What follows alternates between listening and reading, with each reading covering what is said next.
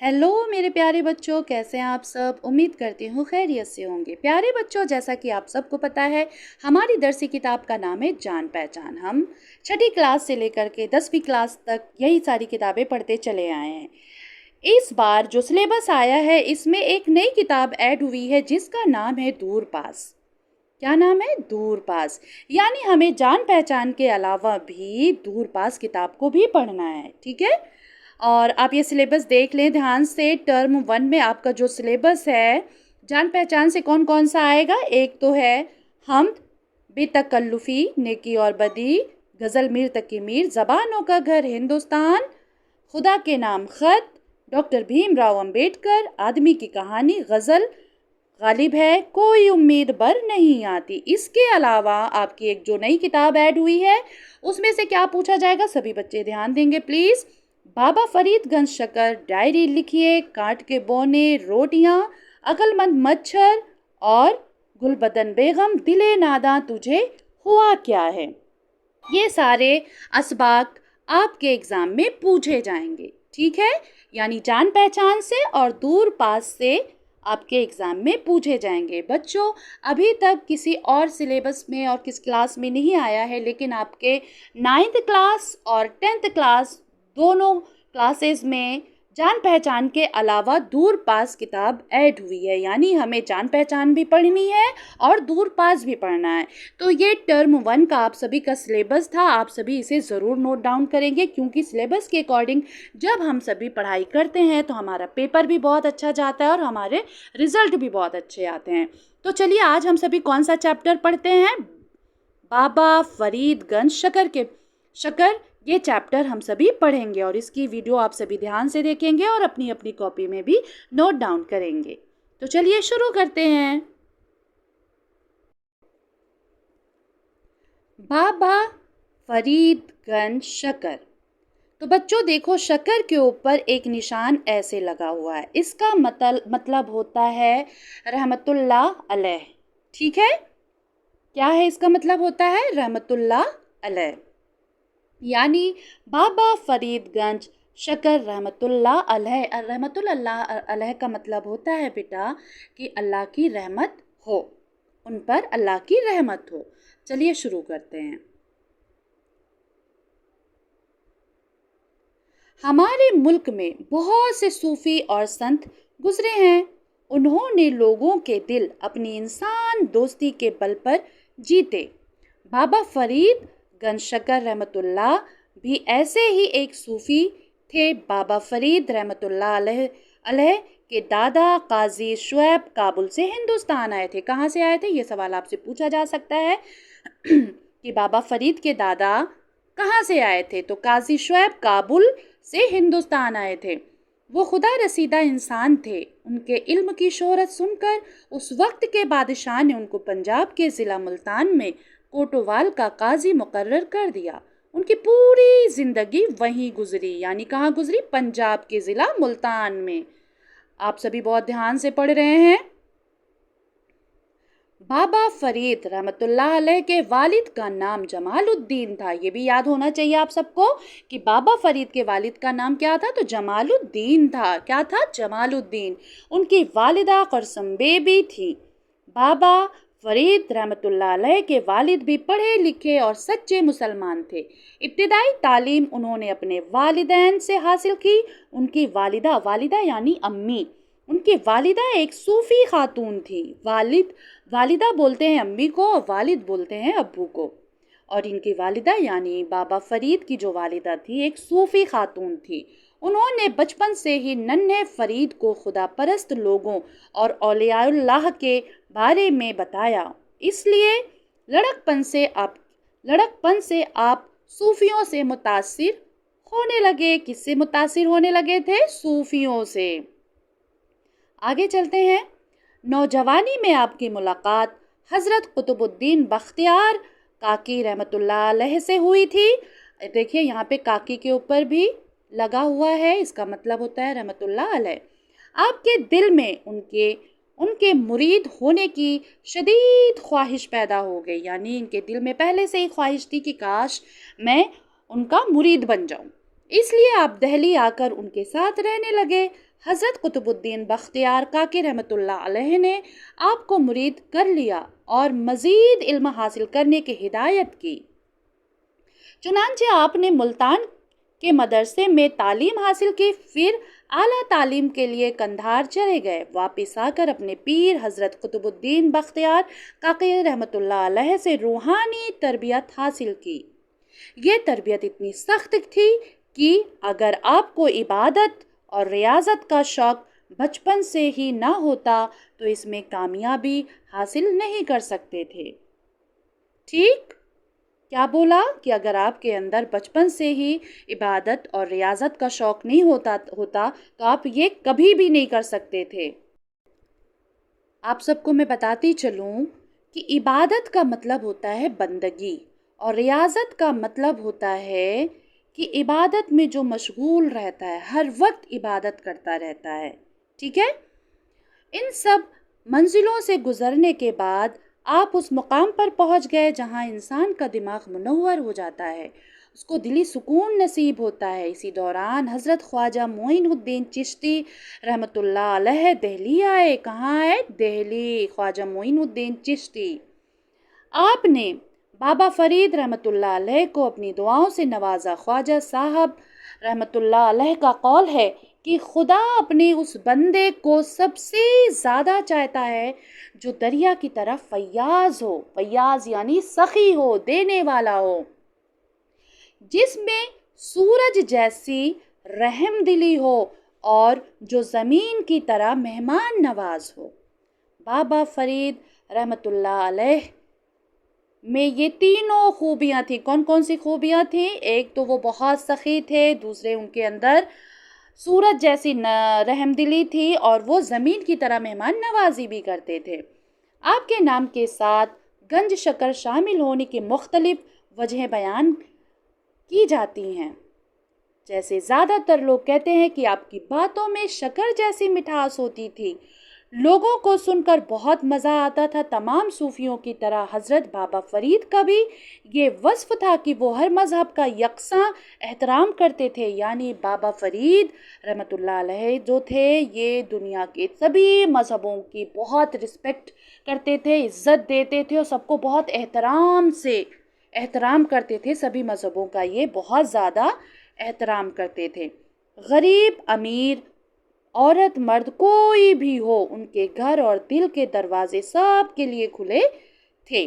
بابا فرید رحمۃ اللہ علیہ اس بات کی سختی سے تاکید کرتے تھے کہ اپنے مذہب کی بڑائی اور دوسرے مذہب کی برائی کرنا سب سے بری بات ہے۔ کتنی اچھی بات بتائی، یعنی ہر کوئی اپنے مذہب کے لیے کھڑا رہتا ہے، لیکن ہم کسی دوسرے مذہب کا مذاق نہیں اڑا سکتے۔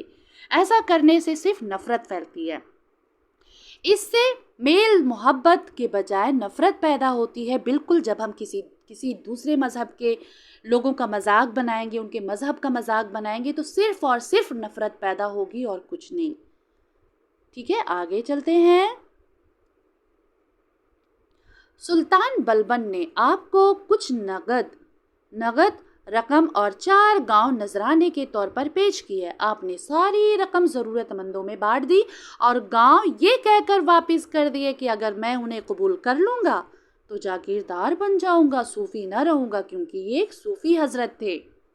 دہلی میں عقیدت مندوں کی کثرت اور اس وقت کے سیاسی حالات کی وجہ سے آپ ہانسی چلے آئے۔ وہاں بھی سکون نہ ملا تو اجودھن آ گئے، جو بعد میں پاک پٹن کے نام سے مشہور ہوا۔ آج یہ پاکستان کے ضلع منٹگمری میں واقع ہے۔ کہاں پہ؟ منٹگمری میں واقع ہے، جو 12 اکتوبر 1266 میں آپ کا انتقال ہوا۔ کب ان کا؟ بابا فرید رحمۃ اللہ علیہ کا انتقال کب ہوا؟ یہ بھی پوچھا جا سکتا ہے۔ تو 12 اکتوبر 1266 یعنی 12 اکتوبر 1266 میں آپ کا انتقال ہوا۔ آپ کی شخصیت کی 3 نمایاں خصوصیات تھیں: خدا سے محبت کرنا، پاکیزہ خیالات رکھنا، دولت اور آرام سے دور رہنا۔ آپ کہا کرتے تھے کہ انسان کی زندگی بہت مختصر ہے، بہت چھوٹی ہے، مختصر مطلب چھوٹی ہے، اور اس کو بہت کام کرنے ہیں، اس لیے وقت کی پابندی بہت ضروری ہے، وقت سے زیادہ سے زیادہ فائدہ اٹھانا چاہیے۔ ان کی خانقاہ میں وقت کی پابندی کا خیال رکھا جاتا تھا، سمجھے؟ بابا فرید رحمۃ اللہ علیہ شاعر بھی تھے۔ کیا تھے؟ شاعر بھی تھے۔ انہوں نے فارسی میں بھی شاعری کی اور پنجابی میں بھی۔ بابا فرید رحمۃ اللہ علیہ کا شمار پنجابی زبان کے اولین شاعروں میں کیا جاتا ہے۔ آپ کے بہت سے اشعار سکھوں کے مقدس کتاب گرو گرنتھ صاحب میں بھی شامل ہے۔ آپ کہا کرتے تھے کہ اپنے باطن کو اپنے ظاہر سے بہتر رکھو، یعنی یہ کتنی بڑی بات کہہ رہے ہیں بابا فرید صاحب۔ کہہ رہے ہیں باطن یعنی جو ہمارا ضمیر ہوتا ہے، ہمارے اندر کی جو سوچ ہوتی ہے وہ بھی پاک ہونی چاہیے، بہت پاک ہونی چاہیے۔ جیسا کہ ظاہری طور پر لوگ بہت دکھاتے ہیں کہ ہم ایسے ہیں ویسے ہیں، اپنی اچھائیاں بتاتے ہیں اور اندر سے وہ کیسے بھی ہوں۔ تو بابا فرید کے کہنے کا مطلب یہ ہے کہ آپ باہر سے جیسے دکھانے کی کوشش کرتے ہو، اندر سے بھی اتنے ہی پاک اور صاف رہو۔ ہر وقت کوئی اچھا کام کرنے کی کوشش کرو، اس طرح لڑائی جھگڑا نہ کرو کہ صلح کی گنجائش ہی نہ رہے، ٹھیک ہے؟ ایسے جھگڑا مت کرو کہ صلح ہی نہ کرائی جا سکے۔ کسی نے سوال کیا دنیا میں امیر کون ہے؟ آپ نے جواب دیا جس میں قناعت ہو۔ کیا ہو؟ قناعت ہو۔ پھر سے دھیان دیں گے، کسی نے سوال کیا کہ دنیا میں امیر کون ہے، تو آپ نے جواب دیا جس میں قناعت ہو۔ تو پیارے بچوں، میں آپ سب کو بتاتی چلوں کہ قناعت کا مطلب کیا ہوتا ہے۔ قناعت کا مطلب ہوتا ہے جو مل جائے اسی میں خوش رہنا، یعنی ہر حال میں خوش رہنا، چاہے امیری میں رہو چاہے غریبی میں، ہر حال میں آپ کو خوش رہنا ہے۔ آپ کا قول ہے کہ انسان کو ایک درخت کی طرح ہونا چاہیے، یعنی ایک پیڑ کی طرح ہونا چاہیے، ایک پیڑ کی مانند ہونا چاہیے کہ لوگ اس کا پھل کھاتے ہیں اور اس کو پتھر مارتے ہیں اور اس کی ٹہنیاں کاٹ کر لے جاتے ہیں، پھر بھی وہ سب کو کیا دیتا رہتا ہے؟ پھل۔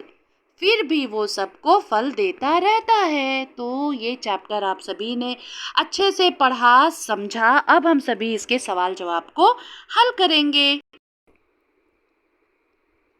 پیارے بچوں، میں یہاں پر ایک بات کہنا چاہوں گی آپ سبھی سے کہ جب بھی کوئی سبق پڑھا کریں تو بہت دھیان سے سنا کریں، سمجھا کریں، کیونکہ جتنے بھی سوال جواب پوچھے جاتے ہیں اسی سبق سے پوچھے جاتے ہیں۔ تو اگر ہم نے سبق کو دھیان سے پڑھا سمجھا تو آدھا کام تو ہمارا وہیں پہ ہو جاتا ہے۔ تو دیکھیے بابا فرید گنج شکر رحمۃ اللہ علیہ کا جو چیپٹر ہم سبھی نے ابھی پڑھا، اس سے ریلیٹ جو سوال جواب ہے آپ سبھی دھیان دیں گے۔ پہلا سوال ہے بابا فرید کے دادا ہندوستان کہاں سے آئے تھے؟ ہم نے سبق پڑھا تھا بہت دھیان سے۔ تو بابا فرید رحمۃ اللہ علیہ کے دادا قاضی شعیب کابل سے ہندوستان آئے تھے۔ کہاں سے آئے تھے؟ کابل سے ہندوستان آئے تھے۔ دوسرا سوال کیا ہے کہ بابا فرید کی والدہ میں کیا خوبیاں تھیں؟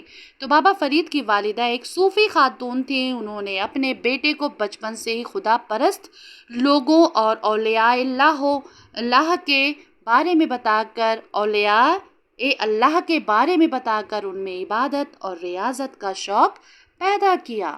عبادت اور ریاضت کا شوق پیدا کیا۔ تیسرا سوال ہے بابا فرید رحمۃ اللہ علیہ نے کہاں کہاں سے تعلیم حاصل کی؟ بابا فرید رحمۃ اللہ علیہ نے ملتان کے مدرسے میں تعلیم حاصل کی، اس کے بعد قندھار سے اعلیٰ تعلیم حاصل کی، یعنی کہاں سے؟ ملتان سے اور قندھار سے۔ آگے چلتے ہیں۔ چوتھا سوال ہے بچوں، دھیان دیں گے، عبادت اور ریاضت کے کیا فائدے ہیں؟ تو عبادت اور ریاضت کا شوق انسان کو کامیابی کی اس منزل تک پہنچا دیتا ہے جہاں انسان کا دماغ منور ہو جاتا ہے، یعنی نور سے بھر جاتا ہے۔ اللہ اس بندے کو زیادہ پسند کرتا ہے جو اپنی زندگی عبادت و ریاضت میں لگا دیتا ہے۔ ٹھیک ہے، آپ سبھی نے سمجھ میں آ گیا ہوگا، یعنی اللہ تعالیٰ اس بندے سے بہت زیادہ خوش رہتے ہیں جو اپنی ساری زندگی عبادت و ریاضت میں صرف کر دیتا ہے۔ آگے چلتے ہیں۔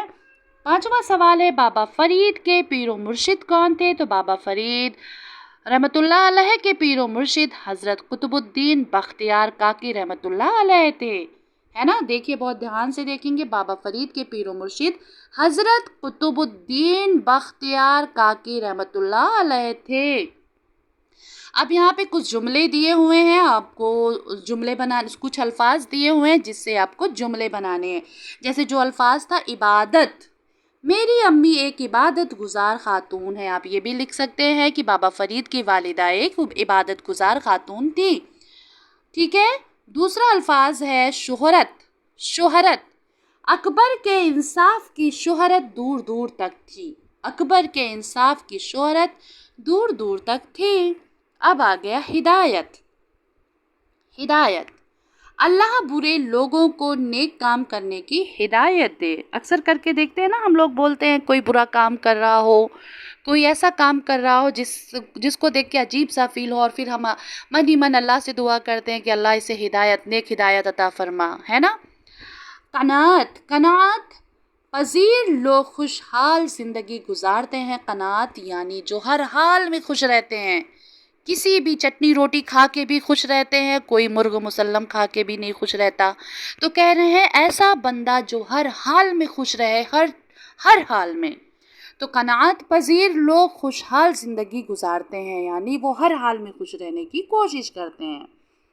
तरबियत, बाबा फरीद रहमतुल्लाह अलैह ने बख्तियार काकी से रूहानी तरबियत हासिल की थी। ठीक है। तो बच्चों आप सभी ये वीडियो बहुत ध्यान से देखेंगे और इसके सवाल जवाब को अपनी कॉपी में ज़रूर करेंगे, क्योंकि ये किताब इस बार नई ऐड हुई है आपके सिलेबस में। जान पहचान के अलावा आप सभी को दूर पास किताब भी पढ़नी है। ठीक है। तो आप सभी ये वीडियो बहुत ध्यान से देखेंगे और अपनी अपनी कॉपी में भी सॉल्व करेंगे। अगर आपको ये वीडियो अच्छी लगी हो तो प्लीज़ लाइक, सब्सक्राइब, शेयर करना ना भूलें और कमेंट में ज़रूर बताएं कि आपको ये वीडियो कैसी लगी। आप सभी का बहुत बहुत शुक्रिया।